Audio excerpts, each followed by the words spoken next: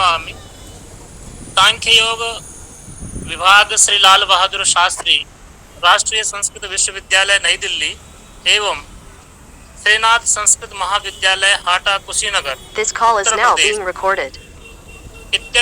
इत्यनयोः संयुक्त तत्वावधाने पातंजलि योग दर्शन व्यास भाष्यम साधनपाद कार्यशाला समायोज्यते। अस्याः कार्यशालायाः तृतीय दिवसे भवतां समेषां भवतीनां सर्वासां च हार्दिकं स्वागतम् अभिनन्दनं च करोमि। यतोहि अस्माकम् एका परंपरा विद्यते यत् यस्य कस्यापि कार्यस्य प्रारम्भं कुर्मः तदा वैदिकेन मंगलाचरणेन भवति इति धिया प्रप्रथमम् अहं प्रार्थयामि डॉक्टर राजेश चतुर्वेदी महोदयान् यत् वैदिक मंगलाचरणेन कार्यक्रमस्यास्य प्रारम्भं विधीयतामिति। डॉक्टर राजेश चतुर्वेदी।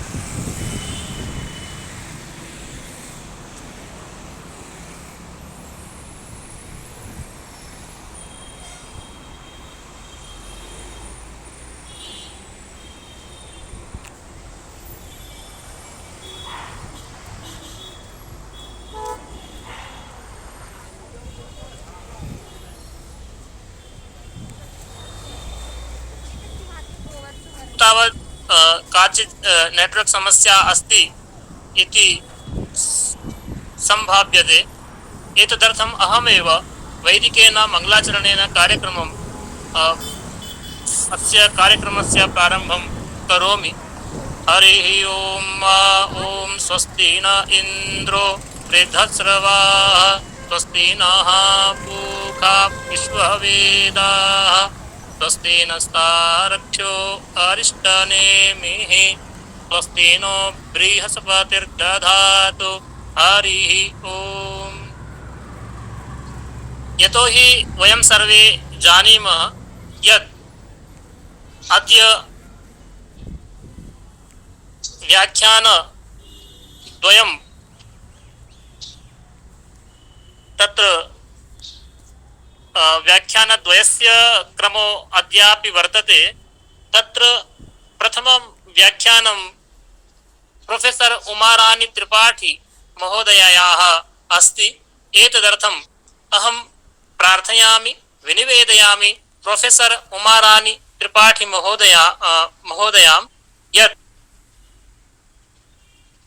स्वव्याख्यानेन स्व अध्यापनेन अस्मान् अनुगृह्णन्तु। प्रोफेसर उमारानी त्रिपाठी महोदया। हेलो, आवाज ध्वनि पहुंच रही है? जी आ रही है। सम्यक् आगच्छति। यही कहता रही।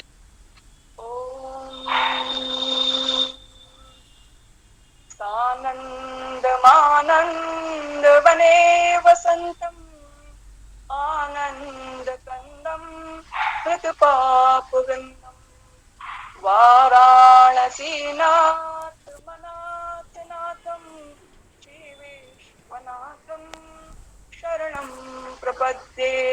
हरिः ओम। राष्ट्रीय व्याख्यानमाला के तृतीय दिवस में योग विषयणी व्याख्यानमाला साधन पाद को उद्देश्य करके प्रस्तुत है। इस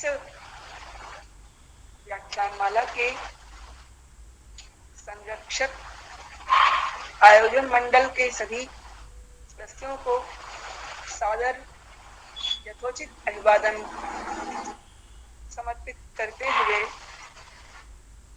तथा इस व्याख्यानमाला के प्रतिभागी गणों को सुधी जनों को सादर नमन करते हुए मैं आज कल के विषय को अग्रसर करने का प्रयास कर रही हूँ।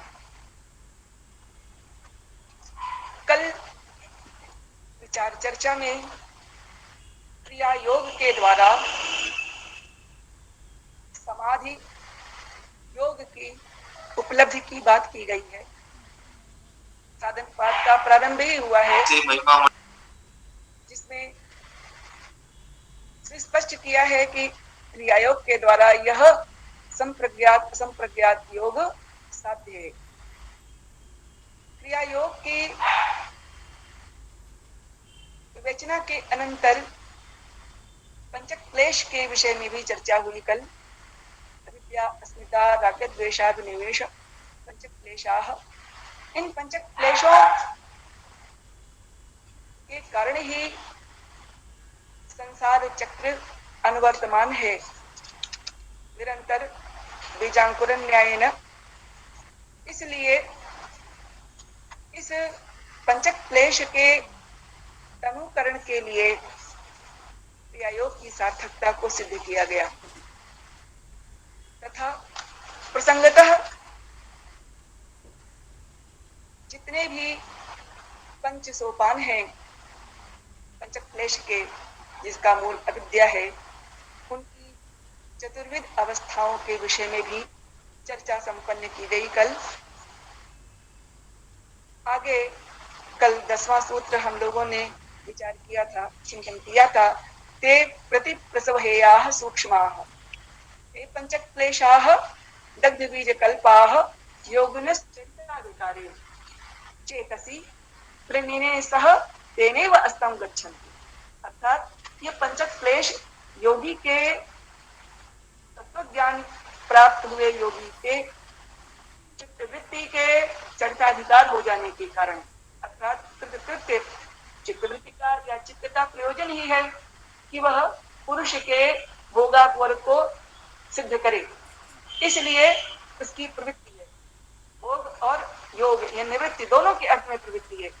इसलिए यहाँ जब परप्त संख्यान के द्वारा पंचक क्लेश दग्धबीज हो गए तो चित्तवृत्ति अथवा चित्त अपने आप में कृत्य हो गया और उस कृत्य चित्त के साथ ही ये पंचक क्लेश अस्तं गच्छन्ति अर्थात प्रविलीन हो जाते हैं उस अव्यक्त में। यह बात सूत्रकार ने स्पष्ट किया है। अगले सूत्र में हम विचार करते हैं सूत्रकार का अभिमत ध्यान हेयास्तद्वृत्तयः। इसके पूर्व एक पंक्ति है भाष्यकार की, इसका नाम तो बीज भावोपगता नाम ध्यान हेयास्तद्वृत्तयः। इस तरह से अर्थ निकालेंगे तो अर्थ का तात्पर्य स्वतः स्पष्ट हो जाएगा कि बीज भावोपगत जो चित्त हैं, ये क्लेश हैं, उन क्लेशों की जो अब तक उदार आदि वृत्तियां रही हैं अवस्थाओं में, ये तनुकृत हो गई क्रिया योग के द्वारा, बीज भावोपगत हो गई क्रिया योग के द्वारा, हल्की पड़ जाने के कारण, क्षीण हो जाने के कारण ध्यान हेया अर्थात तत्व ज्ञान से पूर्व जो ध्यान की प्रवृत्ति है, ध्यान की उपस्थिति है, ध्यान के द्वारा ये ध्यान से ही आगे चलकर समाधि और समाधि के आगे योग, तो विवेकख्याति की स्थिति के द्वारा वे हेया अर्थात हातव्या नष्ट होने योग्य हैं। यह बात सूत्र का अभिप्राय स्पष्ट करते हुए भाष्यकार कहते हैं क्लेशानाम व्यावृत्तयः स्थूलास्ताः क्रियायोगेन तनुकृता सत्यः। क्लेशों की जो वृत्तियां अब तक स्थूल रूप में चित्त में व्याप्त थी, क्रिया योग के द्वारा वो क्षीण हो गई और प्रसंख्यान के द्वारा, ध्यान के द्वारा वे आतव्या अर्थात नष्ट होने योग्य हैं। यावत सूक्ष्मीकृता यावत दग्धबीज कल्पा इति, जब वे सूक्ष्म हो जाएं अर्थात दग्धबीज जैसी हो जाएं। कल्प कहाँ पर कल्पकृत्य सादृश्य के अर्थ में आता है, ईशद भिन्न अर्थ में प्रयुक्त होता है। तो दग्धबीज कल्पा अर्थात वो दग्धबीज जैसी हो जाएंगे। जैसे हम सूत्रकार की बात को भाष्यकार ने बड़ी सुंदर उदाहरण से प्रस्तुत किया है, यथा च वस्त्राणाम स्थूलो मलः पूर्वं निर्धूयते पश्चात सूक्ष्मो यत्नेन उपायन चापनीयते तथा स्वल्प प्रतिपक्षा स्थूलावृत्तयः क्लेशानाम सूक्ष्मास्तु महाप्रतिपक्षा इति। अर्थात जैसे वस्त्र धुलते समय गाढ़ा मल होता है, अगर कोई दाग लगा हो, धीरे धीरे वह पहले हल्का पड़ता है। हम आप देखते हैं व्हाइट कलर की शर्ट अगर हो, उसमें लाल अथवा नीले रंग की इंक लग जाए उसके ऊपर, धुलने बैठे हैं अगर, तो बहुत धीरे धीरे उसको पहले हल्का होता है, फिर धीरे से वह समाप्त होता है। वही बात यहाँ कही जा रही है कि ये पहले चित्तवृत्तियां जो अब तक स्थूल रूप में उपस्थित थी, क्रियायोग के प्रयास के द्वारा ये सूक्ष्म हो जाएंगी। इसके अंतर स्वल्प प्रतिपक्षा अपने थोड़े ही प्रतिपक्ष के द्वारा, अर्थात जो चित्तवृत्तियों का दूसरा पक्ष है, अर्थात ध्यान, योग, स्वाध्याय आदि के द्वारा ये उसके प्रतिपक्ष के रूप में है, अर्थात प्रतिकार करने वाली है। ये वृत्तियां क्लेशों की स्थूल वृत्तियों का प्रतिकार करने वाली वृत्तियां महान अर्थात अधिक मात्रा में स्वाध्याय, तपह और ईश्वर प्रणधान, ये तीन हैं जिनके द्वारा इनका निराकरण संभव है। आगे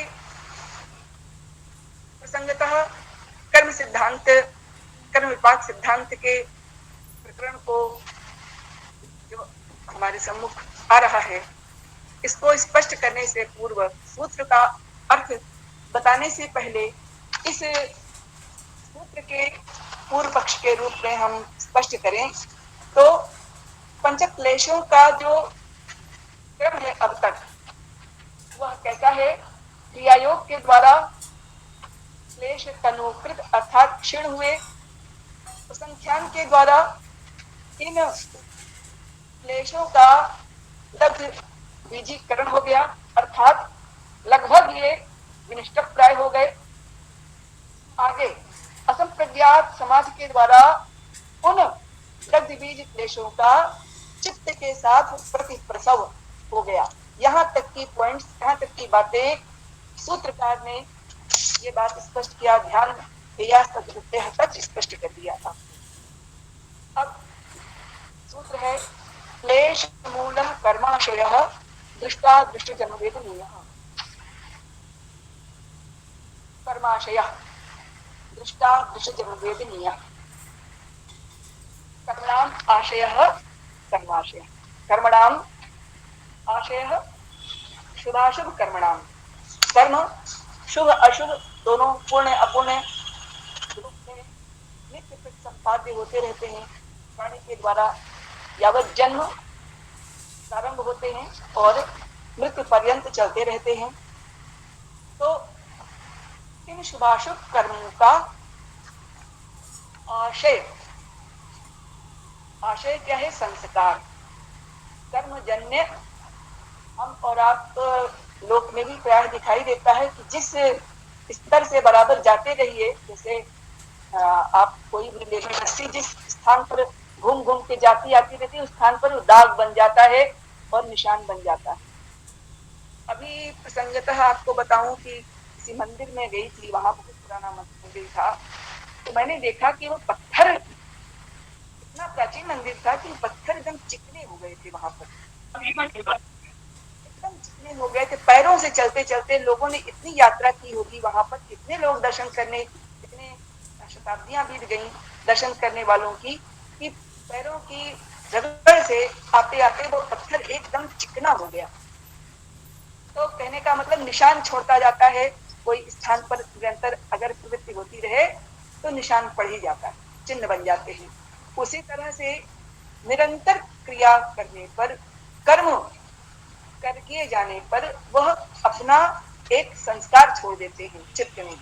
उदाहरण के लिए हमने आज व्रत रखा, पहली बार रखा व्रत, तो उस दिन व्रत रखने पर भूख ज्यादा लगी, क्योंकि समय पर भोजन करने का एक अभ्यास है कि इतने बजे खाना खाएंगे, उस समय भूख लग जाती है व्यक्ति को।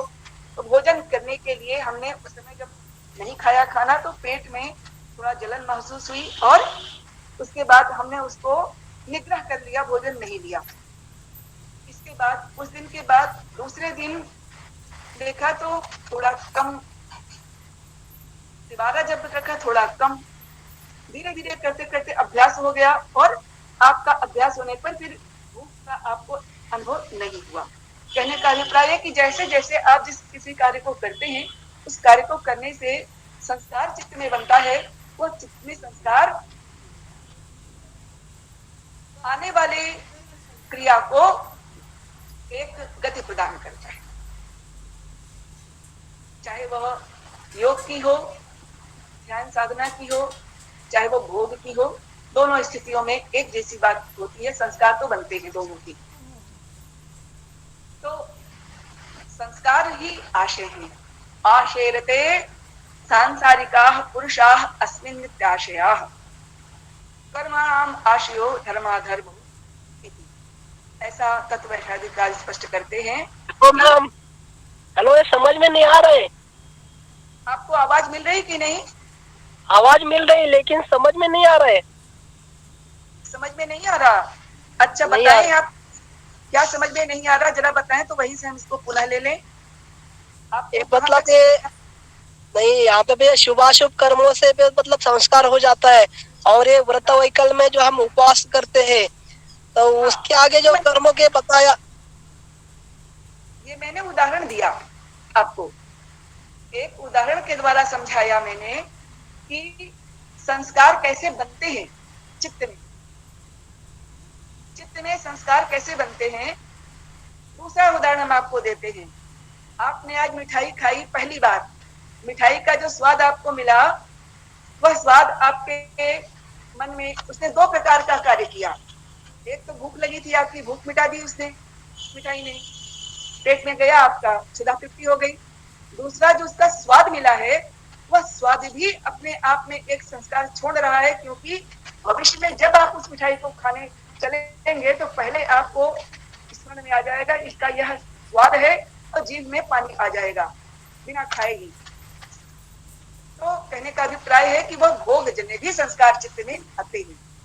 तो यहाँ कर्मणाम आशय, कर्म के आशय अर्थात संस्कार चित्त वृत्ति में बनते हैं, ये मेरा कहने का अभिप्राय है। ये कर्म संस्कार कैसे बनते हैं? ये शुभ भी है अशुभ भी है, दोनों प्रकार के बनते हैं। कर्माशय। Okay ma'am, okay ma'am. दृष्टा दृश्य जन्म वेदनीय, समझ में आ रहा है अब? हाँ मैम, हाँ मैम। हाँ, दृष्टा दृश्य, ये दृष्ट और अदृष्ट, यानी दृष्ट माने दिखाई देने वाला वर्तमान, अदृष्ट माने जो नहीं दिखाई दे रहा है, चाहे अतीत हो चाहे भविष्य हो, दोनों। तो यहाँ भविष्य की बात की जा रही है, अर्थात वर्तमान काल में और भविष्य काल में वेदनीय, वेदनीय अर्थात अनुभव करने योग्य, वेदना अनुभव को कहते हैं, वेदनीय अनुभवनीय, अनुभव करने योग्य होते हैं। कर्मणाम आशय, कर्माशय, कर्माशय दृष्ट जन वेदनीय अदृष्ट जन वेदनीय होते हैं। इनका एक विशेषण रखा है, क्लेश मूल। क्लेश मूल का अर्थ क्या है? क्लेश है मूल में जिनके, ऐसे कर्म जिनके मूल में क्लेश विद्यमान है, अविद्यादि क्लेश विद्यमान है, वे कर्मजन्य आशय संस्कार दृष्ट जन्म वेदनीय अदृष्ट जन्म वेदनीय होते हैं। ठीक बात है? हाँ संगीता जी, मैं प्रारंभ कर चुकी हूँ। हाँ, दृष्ट जन्म वेदनीय अदृष्ट जन्म वेदनीय दोनों होते हैं। क्लेश मूल कर्माशय दृष्टा दृष्ट जन्म वेदनीय, इस सूत्र का अर्थ बता रही हूँ आपको, तात्पर्य स्पष्ट कर रही हूँ कि कर्माशय क्लेश मूलक होते हैं, दृष्ट और अदृष्ट दोनों जन्मों में वेदनीय है, वर्तमान और भविष्य कालिक जन्मों में भोगने योग्य होते हैं, अनुभवनीय होते हैं। इस सूत्र का भाष्य करते हुए महर्षि व्यास ने इस कर्म सिद्धांत को इतना विशद रूप में विवेचन किया है कि इसके अतिरिक्त इतना स्वच्छ, इतना स्पष्ट विवेचन अन्यत्र किसी भी शास्त्र में उपलब्ध नहीं दिखाई देता। सूत्र का अर्थ देखें, तत्र पुण्य कर्माशय काम क्रोध काम लोभ मोह क्रोध प्रसव। ये कर्माशय कैसे हैं? पुण्य और अपुण्य, धर्म और अधर्म, शुभ और अशुभ, कुछ भी कहें, यानी जो शुभ है वो धर्म है, वो पुण्य है, जो अशुभ है वह अपुण्य यानी पाप, और अधर्म इन पर्यायवाची है, समझिए पर्याय है। तो पुण्य पुण्य कर्माशय, धर्म और अधर्म प्रकार के कर्माशय कर्म संस्कार काम लोभ मोह क्रोध प्रसवः, काम लोभ मोह और क्रोध के द्वारा उत्पन्न होते हैं, अर्थात उनके मूल में काम क्रोध लोभ मोह मद मात्सर्य जो है ये विद्यमान होते हैं, क्लेश मूलक ही है। स दृष्ट जन्म वेदनीय अदृष्ट जन्म वेदनीय, और यह कर्माशय दृष्ट जन्म यानी वर्तमान जन्म में भोगने योग्य और भविष्य काल में भोगने योग्य होते हैं। कुछ कर्माशय वर्तमान, कुछ कर्म संस्कार ऐसे होते हैं जो इसी जन्म में तुरंत फल दे देते हैं, भोगने योग्य होते हैं, कुछ छुपे बैठे रहते हैं, स्थिर रहते हैं, संचित रहते हैं और भविष्य काल में जन्म देते हैं। तत्र तीव्र संवेगेन मंत्र तपः समाधिविर निर्वर्तित ईश्वर देवता महर्षि महान भावानाम आराधनात्वा यह परिनिष्पन्नः सद्यः सह परिपच्यते पुण्य कर्माशय। अगली पंक्ति में बताते हैं, जो पुण्य कर्माशय की बात करते हैं, दोनों अलग अलग की बात, तीव्र परिसंवेग की बात कर रहे हैं कि तीव्र संवेग के द्वारा किया जाने वाला मंत्र अनुष्ठान, तपः अनुष्ठान, समाधि आदि के द्वारा निर्वर्तित अर्थात संपादित किया गया ईश्वर देवता महर्षि इन महानुभावों की आराधना से, उनकी कृपा से जो परिनिष्पन्न संपन्न पुण्य कर्माशय है स सद्य परिपच्यते, तुरंत फलीभूत होता है। जैसे नंदीश्वर कुमार मनुष्य थे, मनुष्य के परिणाम को छोड़ करके देवत्व रूप में परिणत हो गए, भगवान शिव के वाहन के रूप में नित्य भगवान के साथ रहते हैं। तो पुण्य कर्माशय की बात की जा रही है, परिपाक तत्काल हुआ उनका। यथा तीव्र क्लेशेन भीत व्याधि कृपणेषु विश्वासोपगतेषु वा महान भावेषु वा तपस्विषु ततः पुनः पुनरपकारः स चापि पाप कर्माशय सद्यः परिपच्यते। इसी प्रकार से तीव्र क्लेश के द्वारा, बहुत क्लेश की तीव्रता के साथ किया जाने वाला भय भीत हुए रोगी कृपण विश्वास पात्र के साथ विश्वासघात करने वाला जो है ना, महान भावेषु महानुभाव पुरुषों तपस्वियों के प्रति किया जाने वाला जो अपकार है बारंबार, वह पाप कर्माशय के रूप में जाना जाता है। सद्य परिपच्यते, तुरंत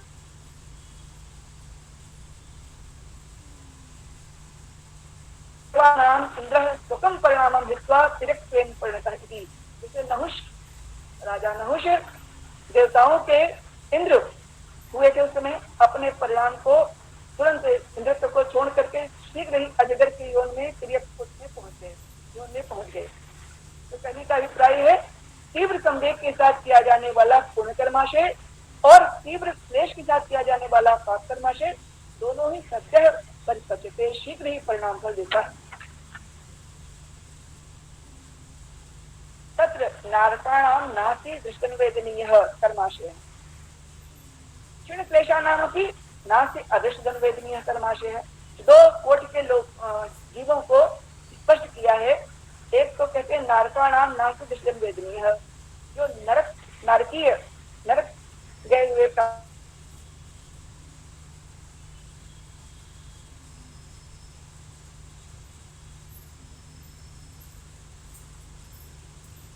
हम दृष्टि वेदनीय नहीं है, अर्थात शरीर प्राप्त के अनंतर अन्य शरीर के द्वारा भोगने योग्य होगा। क्षीण क्लेशानामपि, जिनका क्लेश नष्ट हो गया है, ऐसे तत्वज्ञानी प्रसंख्यान प्राप्त पुरुषों का अदृश्य जन्म वेदनीय कर्माशय नहीं होता, अर्थात भविष्यकालिक उनका जन्म नहीं होगा, शुभाशुभ कर्म भोग करने के लिए, इसलिए उनका अदृश्य जन्म वेदनीय कर्माशय भी नहीं बनेगा।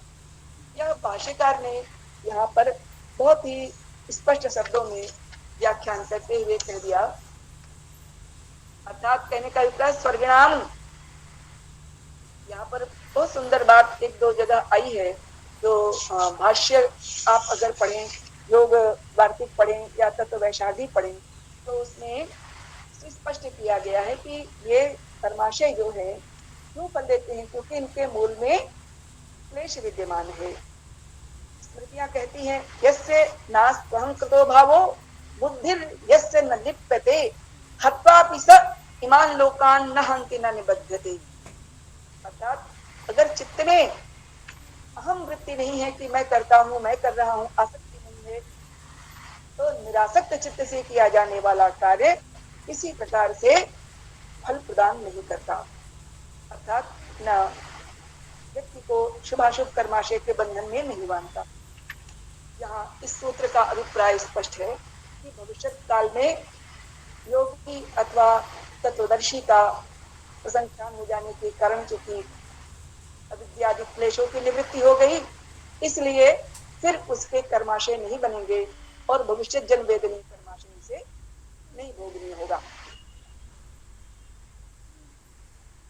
आगे बढ़े, यहाँ स्पष्ट है, अर्थ सुस्पष्ट है। सत्य मूले तद विपाको जात्यारूप होगा। अगला सूत्र भाष्यकार की व्याख्या देखने से पहले सूत्र में ही देखें, बहुत साफ है। सति मूले, क्लेशानाम मूले सति,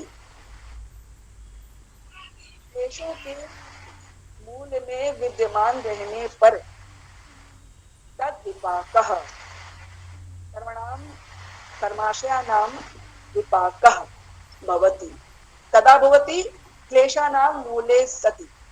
जब तक क्लेश विद्यमान है चित्त में, तब तक ही कर्मणाम विपाकः भवति, कर्माशय का विपाक हुआ करता है। जिस समय अविद्यादि क्लेशों की निवृत्ति हो गई तो कर्मणाम आशय अर्थात कर्माशयों का विपाक इस समय होना प्रभावित ही रह जाता है। और ये विपाक तीन प्रकार का होता है। जात्यारूप होगा। जाति अर्थात जन्म, जन्म। आयु अर्थात जीवन की अवधि।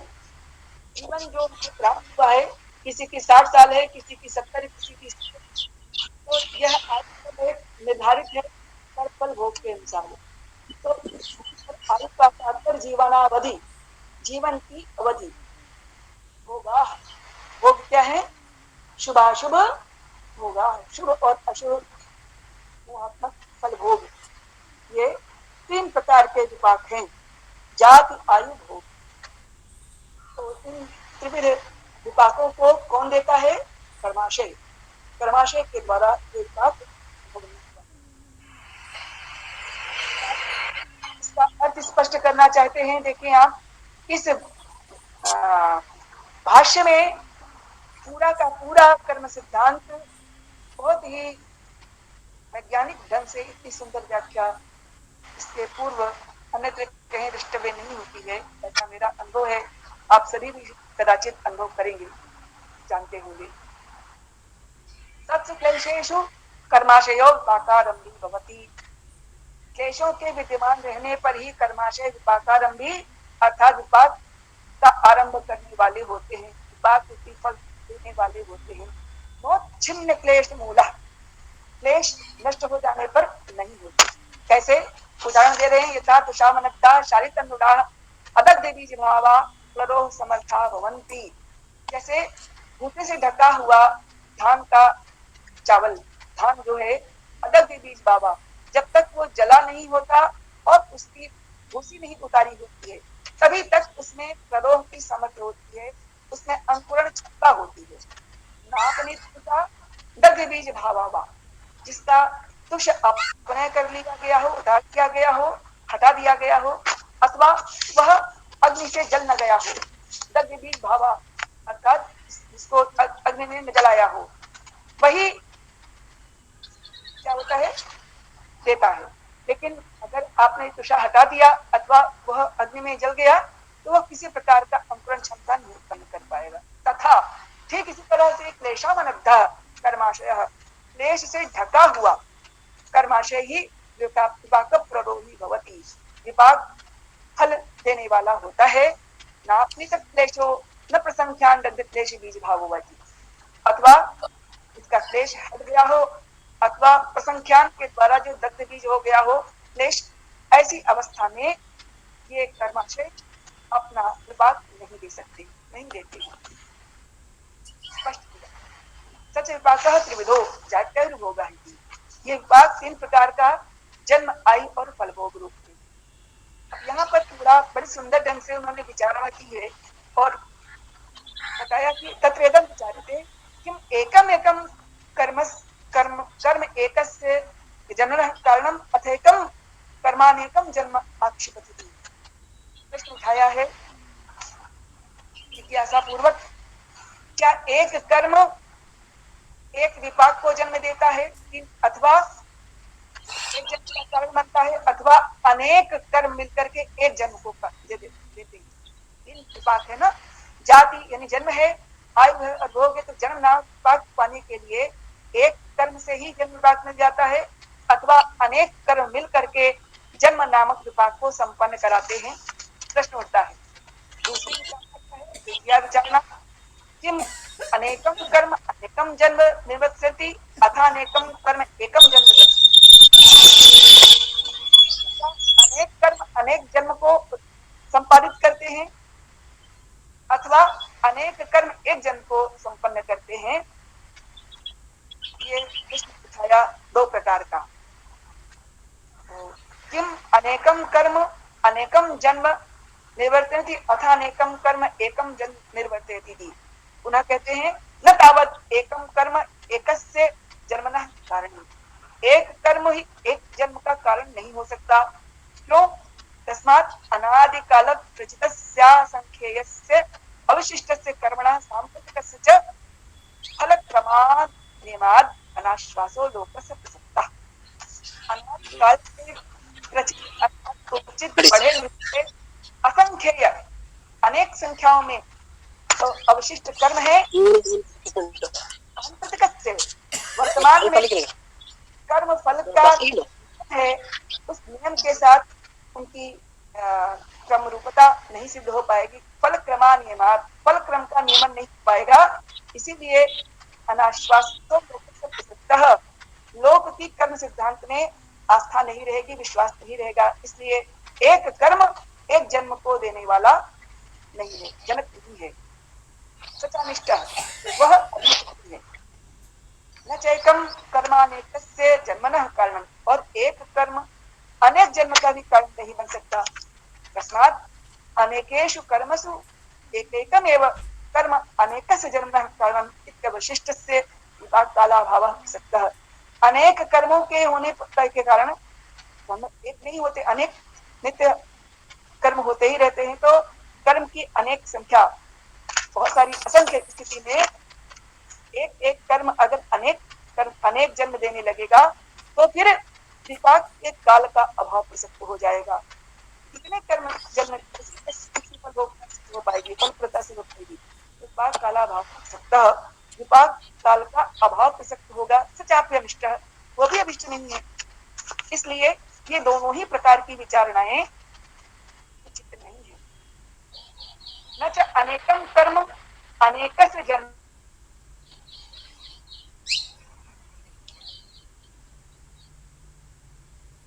जन्म व्युत्पन्न न संभवति, अनेक जन्म एक साथ तो संभव नहीं हो सकता, एक एक करके उत्पन्न होगा, जन्म होगा उसका, इसकी प्रवर्तना हो पाएगी। इसलिए क्रमेण वाक्यम, क्रम की आवश्यकता तो होती है, क्रम बताना चाहिए। जैसे पूर्व दोषानुसंगः, ऐसा कहने पर पूर्व दोष की पुनः प्रसक्ति हो जाएगी और सिद्धांत बाधित होगा। इसलिए इन दोनों ही स्थितियों को अनिष्ट कहते हुए, अभिष्ट न मानते हुए आचार्य अपनी बात कहना चाहते हैं। तस्मात् जन्म प्राणांतरे पुण्यापुण्य कर्माशय प्रचयो विचित्र प्रधान प्रधानोत्सर्जन भावेन अवस्थितः प्रायणाभिव्यक्ति एक प्रगट्टेन मृत्वा मरणं प्रसाद्य संभुस्तः एकमेव जन्म करोति।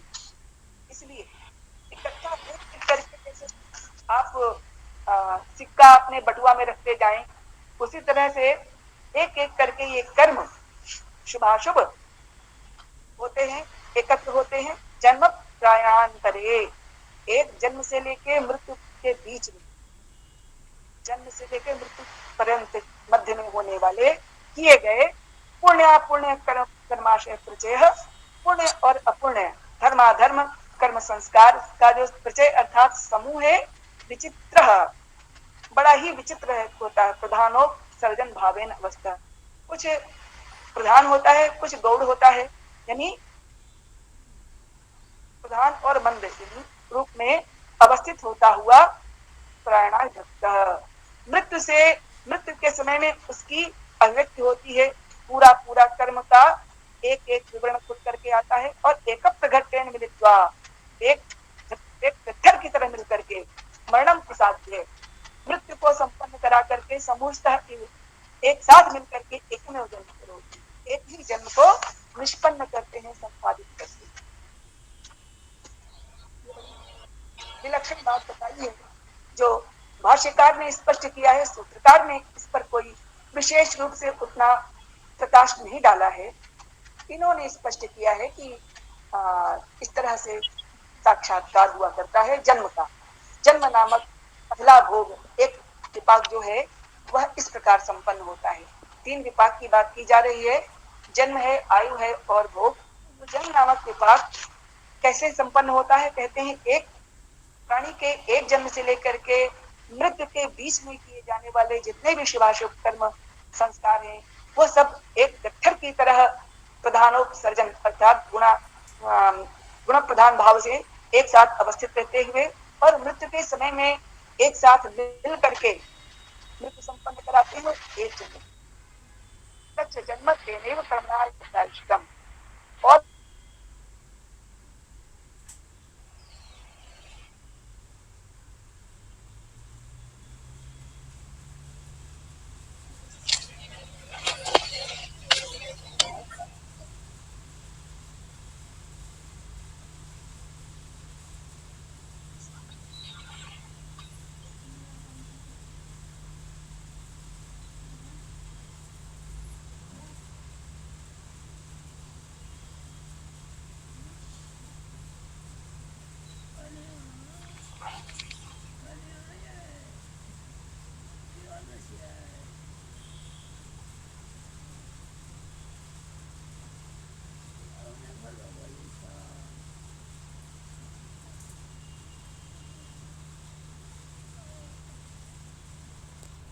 हेलो मैडम, की आवाज नहीं आ रही है?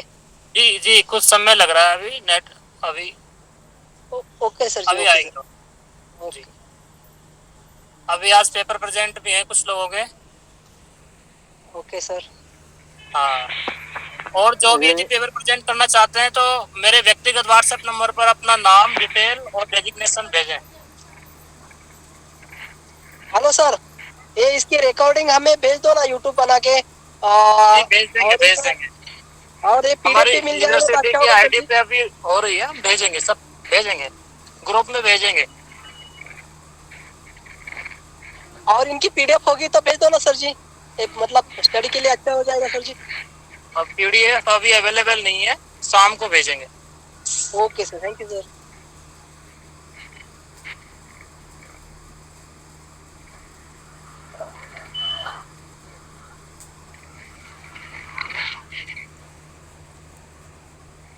नेटवर्क में समस्या है मोहन जी, ये कभी भी आ जा रही है, बहुत ज्यादा दिक्कत आ रही है आजकल नेटवर्क में। जी, अभी कुछ क्षण प्रतीक्षा करते हैं, यदि नहीं होता है तो फिर अभी पेपर प्रेजेंट करवाएंगे। हाँ, नहीं ठीक है, मेरे पास कुछ नाम है। हाँ, ठीक है जी।